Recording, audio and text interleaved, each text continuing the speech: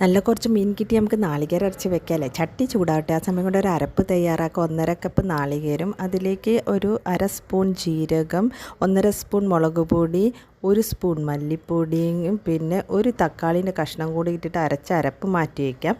ചട്ടി ചൂടായി കടുക് പൊട്ടിച്ചതിന് ശേഷം ചെറിയ ഉള്ളി, വെളുത്തുള്ളി, ഇഞ്ചി, പച്ചമുളക്, കറിവേപ്പിൻ്റെ ഇല ഇതൊന്ന് വാട്ടിയെടുത്തിട്ട് അരപ്പും കൂടെ അതിലേക്ക് ഇട്ടിട്ട് അതും കൂടി ഒന്ന് വാട്ടിയെടുക്കാം. അതൊന്ന് മൂത്ത് വരുമ്പോൾ കുറച്ച് മഞ്ഞൾപ്പൊടി, ഉപ്പും കൂടി ഇടണം കേട്ടോ. പിന്നെ പുളിവെള്ളം കൂടെ ആഡ് ചെയ്യണം. അതും കൂടി ഇട്ടിട്ട് നല്ലോണം തിളച്ച് വരുമ്പോൾ കുറച്ച് ഉലുവപ്പൊടി. ഇനി അതും നല്ലോണം തിളച്ച് വരുമ്പോൾ നമുക്ക് ഉപ്പും മഞ്ഞൾപ്പൊടിയും മുളക് പൊടിയും കുറച്ചൊന്ന് തിരുമ്പി വെച്ചിട്ടുള്ള മീൻ കഷ്ണങ്ങളും കൂടെ അതിലേക്ക് ഇട്ടിട്ട് നല്ലോണം ഒന്ന് അടച്ച് വെച്ച് വേവിച്ചെടുക്കുക. കുടംപുളി ആണെങ്കിലും ആ പുളിവെള്ളം ഒഴിക്കുന്ന സമയത്ത് കുടംപുളി ഒഴിച്ചാൽ മതി കേട്ടോ. അടച്ച് വെച്ച് വേവിച്ചെടുത്ത് നല്ലോണം തുറന്ന് കഴിഞ്ഞിട്ട് നല്ല കുറുകിയ ചാറോട് കൂടിയിട്ടുള്ള അടിപൊളി മീൻ കറി റെഡിയായി. പിന്നെ കുറച്ച് കറിവേപ്പിൻ്റെ ഇലയും കൂടെ ഇടാം.